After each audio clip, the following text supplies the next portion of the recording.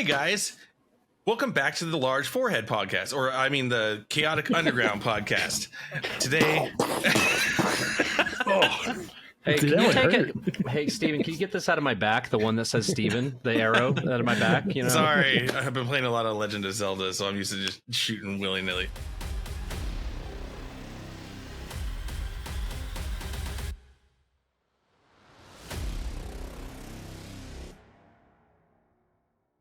Actually, it's Chaotic Underground. We're back for the first time in a little while talking about some weird, spooky, supernatural type stuff.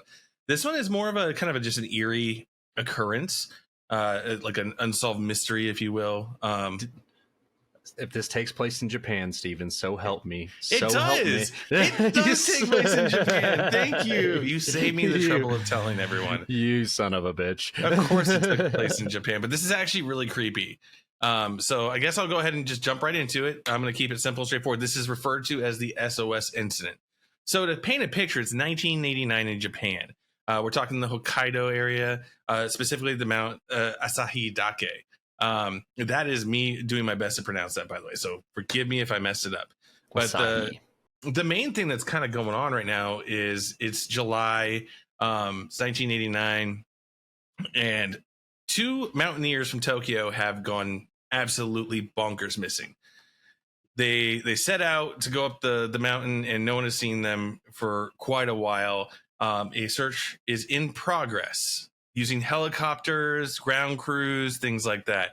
These men are experienced, so they are pretty sure they're alive, but now they just have to find them on like one of the biggest regions in Japan and coldest area in Japan, and it's on a mountain full of like bamboo. Sasa is what it's called. When did you say this was? I'm sorry, I meant you said the 80s.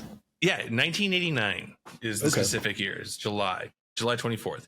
So they send out helicopters and ground crews to find these guys.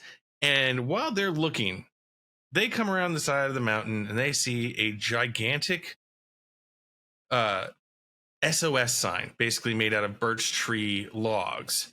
So on the side of this mountain, it just says SOS. Now, does it say SOS, or is it written in like kanji? No, it actually says SOS because it's kind of a international form of like, I need help. That's interesting. So you said the log, like, were the logs like cut, or was it just like falling? Yeah. Dang, they were it was man-made. Like, I know that, I get that, but I didn't know if it was like just logs that had already fallen, or if they had the tools to cut down trees to. So they are cut, and the actual whole expanse of it is 5 meters long, which is about 15 feet, and 3 meters tall, which is going to be about 9 feet. So this is not a small display. And about 3 to 4 kilometers to the north, if I recall correctly, they find the two hikers, and they rescue them. Alive and well? Yeah, they're alive. I mean, they're a little worse for wear from being trapped in the wilderness and things like that. And Steven, I hate to make you backpedal. And it's because when you were describing earlier, my cat was talking and I had to shut her up. But how did they initially get lost in the?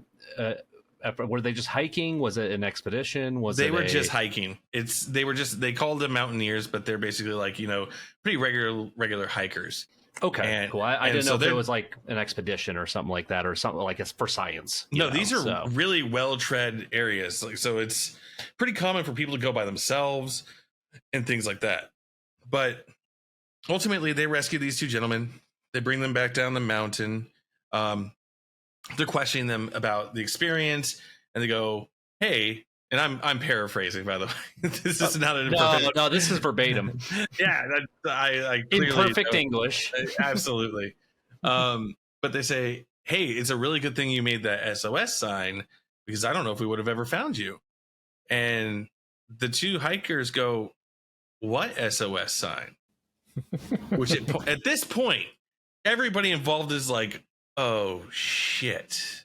So there's more people out there who made some SOS signs. There's somebody else out there. At least like a couple. There's got to be a couple people with the project quite like this, right? Yeah, I mean, so you could see this SO. Like, let's talk about the size. Do you have exact measurements on how big this? SOS sign? He said it's like roughly 5 meters long. It's made up of 19 birch trees. I looked up a picture of it, and it showed it's pretty. It's huge. Yes, it is on the side of a mountain. It's 5 meters, so 15 feet by 3 meters, which is 9 feet approximately. Holy crap! Yeah, that is huge. That picture you're looking at has been taken from, I believe, a helicopter. So ultimately, they are like, okay, we need to get back out there. And so they go back out there to the SOS sign specifically, and unfortunately, they find bones and remains of a human, which after gathering up and putting together is a human skeleton. And they identified the guy and named him as well, it looks like. So there's a little bit more detail to that.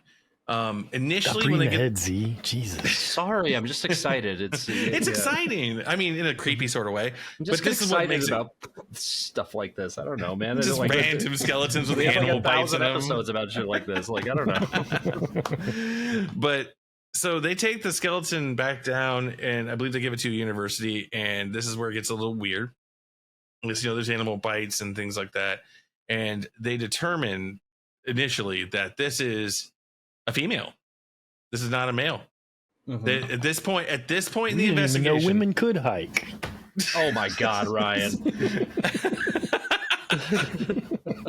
Anyway, so they sorry to derail you, Stephen. They identify some of the bones. They find that it is indeed a woman, mm-hmm. and this is the only set of bones they found so far. Yes, correct. And and another important detail is they had actually kind of determined in the process that whoever did this, based on what they found left over, would not be physically capable of cutting that many, doing that much heavy labor and lifting to make this sign.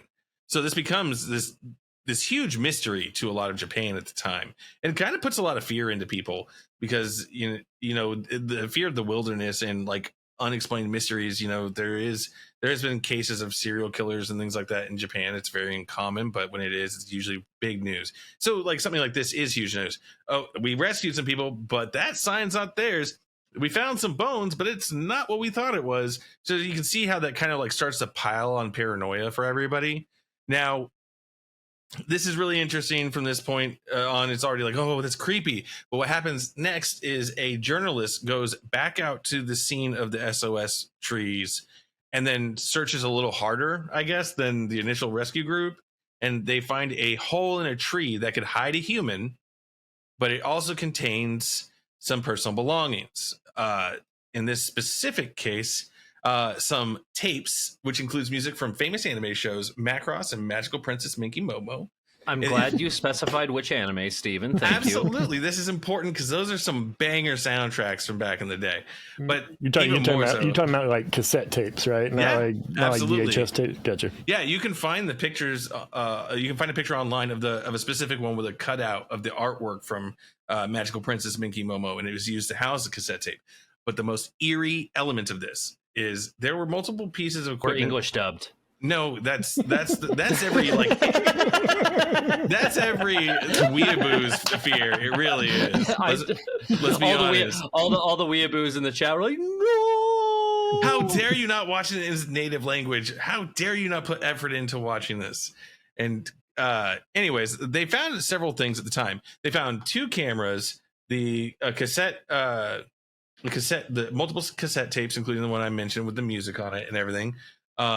They also found the cassette player. Now, the reason why this is kind of important is one of the cassettes has the voice of the man, a young man in particular, is heard shouting for 2 minutes and 17 seconds. What kind of shouting? The translation specifically is SOS, help me. I can't move on the cliff. SOS, help me. The places where I first met the helicopter, the sasa, a type of bamboo plant, is deep and you can't go up. Lift me up from here. And so I actually just listened to the recording of it, and it just sounded like, oh yeah. I can't take you guys anywhere. This is the sound of a man dying. Oh my gosh. See, this is what got us in trouble in the Giant of Kandahar episode, Ryan. Yeah, there is an actual 16-second clip with subtitles of the recording. God, that's creepy. Yeah, it's super creepy. like I'd say go look at it on your own if you're that interested. It's pretty hard to listen to, and that's the thing is that this was being played on the news at the time in 1989. Now the most important detail, sorry, like if you'll just hold that thought, like just on note of like the news and everything. Yeah, I can totally believe that, but at the same time, like I could totally expect stuff like this to be played in America on the news. I do not know enough about Japanese culture. Do they still? I guess the question I have is like, so this was played on the news, like it was like on everywhere, correct? Yeah. So like I don't know, like I guess where I'm going with this, in the end, it's kind of a moot point, but like they wouldn't play this on the news like today. Clearly, probably not. No, this is 1989. It's a different time. Yeah. And because when you actually watch the clip of it, it's actually like recorded. It looks like off of TV. Okay. All right. But yeah, they showed this. This was a huge story at the time, and it was very much a huge mystery. But the most important detail that came out of that reporter's like in-depth search is the fact that they found a driving license for one Kenji Iwamura, a gentleman who was, as his friend said, a huge fan of from anime back in the day. He was a 25-year-old male office worker. Yeah. Who had gone missing in 1984. Holy shit. Yes, in 1984. Now, here's where it gets even weirder. Because it doesn't look like he was out there for a short period of time.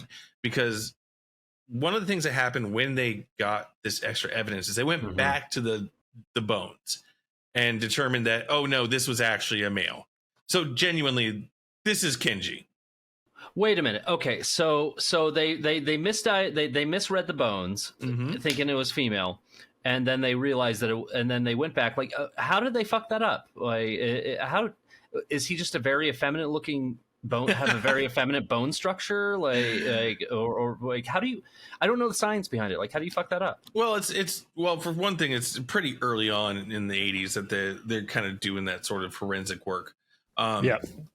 And a second thing is, it was probably a rush job, if we're being honest. It was university. It was a university that did it. They probably didn't put their best team on it, just like they didn't put their best rescue search efforts on it once they found bones in the first place. Because a reporter found the actual extra stuff. Like, they just found the bones around the site, and they were like, "Yeah, this is a thing. All right, cool, done." But then they found this, and it was this fun little like urban story. Like it was. I mean, like, not fun, but you get what I'm saying. Do you ever feel like investigatory journalists get the job more done than like actual detectives? Sometimes, like it's because I feel like there's. I feel like I mean, I don't, without turning this into like any discussion against the cops, because that's not what I'm trying to do. But I feel like that the cops are always painted as in kind of like the light of like they're kind of like going through the motions, and then there's always these like these in my image, because cinema has poisoned my mind. I always imagine the sassy reporter who's gonna get the story and gonna get the thing, and no matter what, and I just feel like if the cops like found the bones, then they sent it to their not best team. Maybe they should at this point, like, I don't know, hand it over to the media. so they actually originally gave the bones to and I'm probably going to butcher this, Asahikawa Medical University, and they're the ones who identified and said it was a woman between 20 and 40 years old. So while I'm with you. Yeah. And by the way, in the comments, guys, like if we're wrong, if you have insight on this, please feel free to comment and correct us or anything, because like we do this because it interests us. So I am speed reading kind of through some stuff here, Stephen. It says, they found all that stuff, the cassette tapes, the tape recorder. They also said they found a human skull, and then a pair of men's basketball shoes, which the guy's friend ended up saying like, oh yeah, those are his shoes. And yeah, he loved that. He always carried that anime tape. But was there not a human skull with the original bones found? Like, that's one thing I can't find. Okay. So that skull belonged to those bones. Yeah, so Okay, basically, one of the things that I kind of like just like glanced over was that there was animal bites and there were fracture marks on the bones. So that's again where some of like the weirdness of it really comes in, is the fact of so did he make the sign before he was injured and then get injured in a fall or something like that, did he? Yeah. I want to talk about initially when they initially thought the skeleton was a woman, and how they automatically assumed that whoever the woman might have been that they believed couldn't, because I was going to bring it up later until she told me that it was male, but like, because my initial thought was like, oh, so they identified the bones as a woman, and then based off of like, you know, Japanese culture, I'm not knocking it, please don't at me, but that the women are generally like kind of modeled to be more on the obey your husband, obey your father kind of a situation, and more of like a old world setup. I guess the question I have is like, do you think that the mystery started that she couldn't have done it herself because they assumed that she couldn't have because she was a woman, you know, kind of a thing? Not to like turn this into like a thing, but so I basically have an answer for that. Is it was a medical university, which should have a lot of this sort of knowledge, but they basically had determined that the build of the bones, everything wouldn't be able to do that. So it had nothing to do with gender at the time. It was literally just what they could determine from the bones. And like I said, this is early forensic stuff. So they've learned a lot. We've learned a lot as humans. But the bigger thing is that they did a bunch of other research. Specifically, they went and looked for anybody missing during that period of time that could fit that build that was female, like any women, and there was nothing to be found. Like nobody, no female meeting that description or build or anything like that went missing during that time. So this also added that certain mystique to it that made it super creepy. It's like, okay, wait, this is we can't find out who this actually is. You know, even though they basically eventually came around and figured out who it was. Okay. Yeah, I'm reading that here where they were like that these bones were too thin and weak, like it would have been impossible. And like in my mind, this isn't me reading, but this is my mind, like based on what he says on the cassette, which is like the bamboo plants deep, you can't go up, lift me up from here, is sounds like he got injured, and that's probably some of the broken bones, so he couldn't get himself down the mountain or whatever, right? Not only did they not find like an axe or a hatchet or anything that could have cut down trees, but we're talking about someone who's injured. How is he carrying trees, 19 trees? Yeah, that's wild to me. They never found a single tool within the area. Investigative journalism and government run officials alike, they never found a tool that could be responsible for cutting the trees. So we think it might have been like Mothman who set it up for the guy to help him out. Kidding me? Love you, Crip said. Mothman, the most unlikely cryptid. I get, you know, so he recorded this recording. It almost sounds like the way he's saying it is he's talking to somebody else, though, or is he just like shouting expletives because he's alone? And I mean, who knows? Like, you've been lost for a while, you know, and you might be losing your mind. You might just do things, you know. But I don't know, the way the based off of what the translation of the recording said, it sounds like it almost seems like he's shouting at somebody or another person. So somebody posited the theory, and there's no like guarantee this is it. It's a lot of just like hearsay and conjecture. Is that he recorded the yelling so he could play it back. Because I believe, if I recall correctly, he had a boombox with him was one of the things that they found.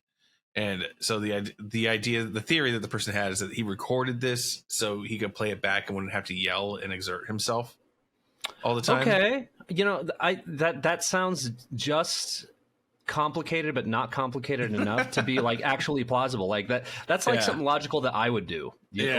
Like I'm not saying like, no, I'm just saying, like, that's where, like, honestly, if I had a boombox with me, like, my mind would probably go there. I kind of lean towards that theory, to be honest with you. But yeah, because I initially just thought that there could have been just another person, but they haven't found anybody. But if the SOS thing is thing was there. There probably could have been somebody else who built it and then just became food, Yeah. So there's still people who go up there and check out the area. Nothing's been found. Basically, the case has been closed at this point. They determined it's Kenji Iwamura. He's responsible for the SOS sign. All the belongings belong to him, and it's actually a man's skeleton. So they basically decided this is Kenji Iwamura. We've put him to rest. But I mean, there's always that classic kind of like urban myth mystery to it too. Is because the parents at one point when they were being interviewed from listening to the tapes said they didn't recognize their son's voice. Some people argued, "Oh, this means it can't be him," but other people have come back and said, "Okay, well, in the old times, like 1980s tape decks and stuff, when they would record, had the old times." Sorry, you're the one who said it, not me, man. I know. I just stick my foot straight down my throat all the time. We're not even making fun of you much. I know. Episode. I know. Like, you guys are being nice. It's like, are you getting insecure? Do we need to? Like, no, do we need to no. throw some shade? Like, so this is an interesting fact. So apparently there's a large rock. I'm reading verbatim. There's a large rock nicknamed the Safe Rock on the ridge of Mount Asahidake, which is used as a guidepost. Did I just fuck that name totally? No, you're right. I laugh at this because of the naming structure. Oh yeah, but then there's a similar large rock nicknamed the Fake Safe Rock near the Safe Rock, and if you accidentally fall from Fake Safe Rock, you will reach the area where the SOS incident occurred. The slope above the main area is a sasa, the bamboo plant that grows sideways, and it's easy to enter the bottom from the top, but it is difficult to climb from the bottom. But it's difficult to climb from the bottom to the top. There's a cliff where the incident occurred. The terrain's difficult to escape. This was supported by the fact that a few days after the incident was discovered, a news media interview team who visited the site was unable to escape from the area and was rescued. Yep. So, and if you look at a map of this area with the Safe Rock and the Fake Safe Rock, they are very close and they look exactly alike. They are genuinely identical rocks. They're dyads of each other. Absolutely. It's like Jim and I took a break and like just, oh my God, it's crazy. But it's the weirder thing is even more so there's like some fun facts about this because it's kind of resolved itself. It's a creepy story. Overall, it's a creepy story. I'm not making it sound creepy. Maybe if we put some spooky soundtrack on the background, it'll be a little more creepy. It is. I mean, it is creepy because by it seems all intents and purposes like this guy couldn't have made that SOS sign. So he went missing in maybe he made it before he got injured. Like, is that something we could think about? Like, so, but at the same time with the bones, they identified that the bones were not capable of. Yeah, that's still a mystery. And look, if they found in my head, I think a few things could have happened. One, somebody else built the SOS sign. He found it and he just lingered there, or he had an axe. The axe just got lost. Maybe a hiker was just walking, didn't see any bones or bodies, just picked it up and was like, huh, and walked away with it. You know, but that's the boring answer, you know, yeah, it is. Like, I don't know. Answer. In my head, like there's some sort of like Japanese cryptid on the mountain, a local cryptid on the mountain, like a local yokai, sir, a local yokai. Yes. Yeah, go. maybe some kappas intervened or something. So, yeah. So he went missing in '84, and then all this stuff happened in '89, where they found the body and the SOS sign and everything. But I think they went back and looked at old aerial footage and saw that the SOS sign was there in 87. Yep. So that means that there was geological survey pictures taken with the SOS and nobody did anything about it. I mean, because this is before the age of drones. We live in an ugly world. I mean, I guess they were busy. Or maybe they just took generic photos and then didn't really look at them. I think that's more likely. Like, I'm sure it was like, oh yeah, that's a nice mountain, and then they were like, hey, can you go back and look at these? And they're like, enhance. Yeah, and they're like, there it is. That's exactly what I was about to say. Like, I like, honestly, maybe it was just like so awful that it could have, like, in blurry, that it could have looked like trash, and then they enhance, like you said, Ryan. And yeah, that's exactly where my mind was going. Yeah, because they were probably taking these for, like, survey reasons, not because they were inspecting them, right? Like, not that they were looking for something. I mean, I don't understand why you would take photos to survey if you weren't actually looking at the photos, but I mean, that's neither here nor there. And my mind wandered to, like, the whole aspect and internet talk that Japan has one of the highest suicide rates, and maybe he went out there to die, and then my mind wandered into this aspect of maybe he went out there to die and then changed his mind, or something. And so basically he was staying at an inn there and had let them know that he was leaving to take a short hike. And one of the things is, it's kind of known that it's rude to not let the innkeeper know that you are going to miss dinner, because it's kind of a group thing. Mm-hmm. And then, so basically it's viewed as sort of rude. And then by the next morning, if you still haven't had breakfast, then it offers concern. It's one of the reasons they had such a timeline on, specifically when Kenji went missing. It's actually really awesome. That's really dope and smart. Like, I wish we did that here. Like, it's definitely born out of their, like, community-based culture and tendency towards trying to be as polite as humanly possible. We're moving to Japan, boys. Hold on. Don't get ahead of yourself, because we're not moving to Japan. But wait, there's more. Oh yeah, it costs a lot. You're right. I have tattoos. And I got tattoos. Too. Yeah, that's a. You're not. Wait, am I not allowed in Japan because I have tattoos? There are certain bads and inns that won't let you stay there. But you can also be turned away for just being foreign in some places as well. Oh yeah, like you're like I read that you're not allowed in some, like, if you're not from Japan or Japanese. God, I'm glad our country doesn't do that. Yeah, not at all. We don't do that in any way, shape, or form. So yeah, the Japanese are polite about it. So yeah, this is one of the more creepy cases to come out of Japan, especially during the 80s, because when you think about what was entailed, there was some dropping of the ball. There was a lack of technology, because we're used to things being the way they are now in 2023, and the advancements since 1989 or 1984 even have been massive in search and rescue operations, the equipment they have available to them, forensics, things like that. So this is unfortunately just a terribly creepy case that comes together to make a very spooky narrative. Guys disappear. They get rescued because of a sign that wasn't for them. They find a body. They don't know what it is. They mistake it for something, What about those two guys? Did anything happen with them after? Did they... No, they recovered and just moved on. They did like nothing with them. Like, seriously, no. They were chopped liver. Like, they never saw the bones, and they never saw the SOS sign. They were found basically 3 to 4 kilometers north of it, and that's it. They didn't even know. They had no clue. Like, I know you've researched a little deeper into this. So another thing that they found in that hole in the tree was a notebook, but I don't see anything else, at least on the Wikipedia page, about that. But I can't imagine they had a notebook with nothing written in it. I mean, maybe they just got it and they hadn't started journaling. Maybe he was planning to journal the hike. Maybe he was planning to... apparently it was part of a backpack that he had, that he carried with him, specific effects all the time.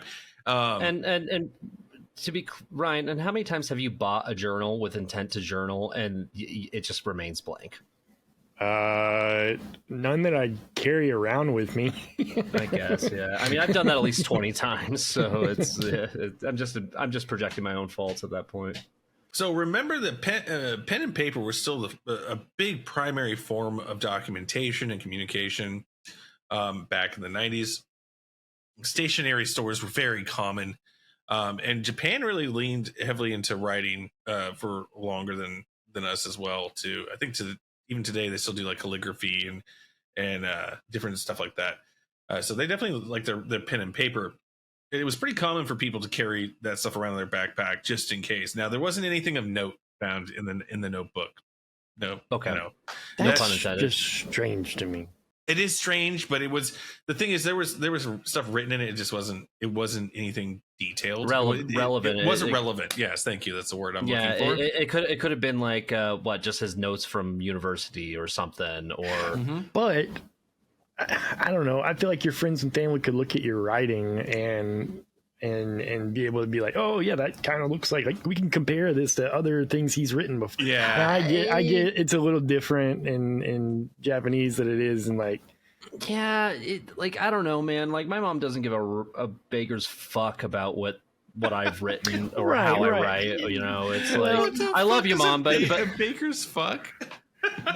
Yeah, it's True, one extra fuck for the baker. Would your mother maybe have something that you've written laying around, or even if she didn't, would there be something in your house that your mother could find or the police could find and compare? My mom knows the way I talk, you know, and that's and the way I like my mom knows my vernacular, but she doesn't really would know something that I've created or wrote because she doesn't watch my stuff. So it's like I don't know. That's not exactly what I'm saying. I'm just talking about like comparing handwriting and stuff like that. Oh, okay, yeah. So the family did recognize the rest of the effects and most likely recognize the notebook. That's most likely the only detail about the family that's always been brought up in contention is the fact that they recognized at the time they were questioned while being distraught and finding out about their son who has been gone for years being actually gone. And then to put it in perspective, they're listening to a recording of their son who they have not heard in over 5 years. They haven't heard from him in 5 years. He's probably recording this like injured, severely scared, and dehydrated, malnourished. Yeah, I mean the equipment itself survived until 1989, so the equipment itself has been through damage. Equipment from the early 80s. Fucking, I don't know, man. They built shit differently back then, you know. Like, it was mechanical. Well, this was a Nokia tape player.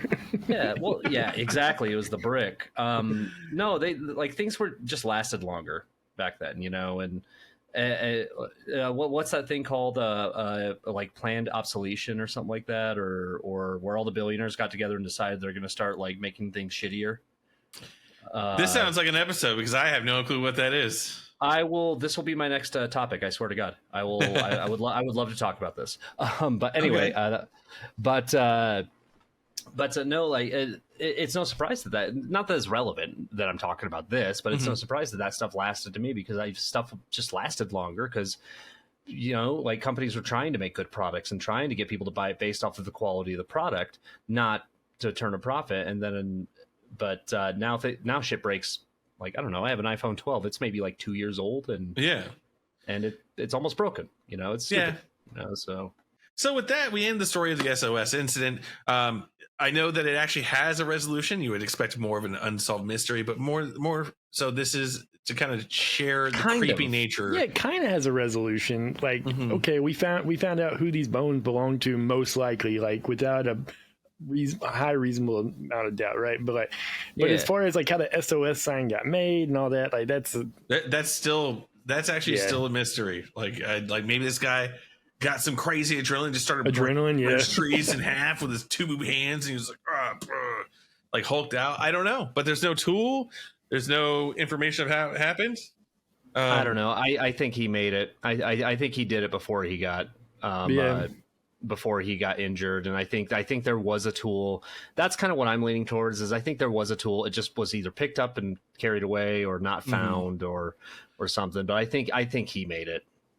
Honestly. But that's the thing, is in the same way, this is what's creepy. These are the elements that are creepy of it. It's like it could be, it should be, it makes sense, but it's not proven beyond a shadow of a doubt. And as a matter of fact, Kenji Iwamura was considered missing until the 20th of February 1990 when they re-examined the bones. So that means that essentially, even though, like I said earlier, and I got to correct myself now, I said they gave the parents the tape thing, is like they didn't really know if he was dead until 1990 when they re-examined the bones. Like that's what's even creepier about the whole thing. It's like it's a scary Can you imagine story. like how frustrated the parents must have been through the entire process of that too. Like, oh yeah, it's hard to move on from those things. But yeah, it is genuinely a creepy story. If you guys are interested in finding out more, look up the SOS incident. There is some really interesting takes on it. There's some fun videos. There is some more in-depth information on Reddit, some interesting theories. It's a rabbit hole that's worth going down if you like this kind of spooky, creepy stuff. It does have an air of true crime, but more on the idea of like just accidents and mysterious survival stories. So I don't think it's nearly as exploitive. But yeah, guys, check that out.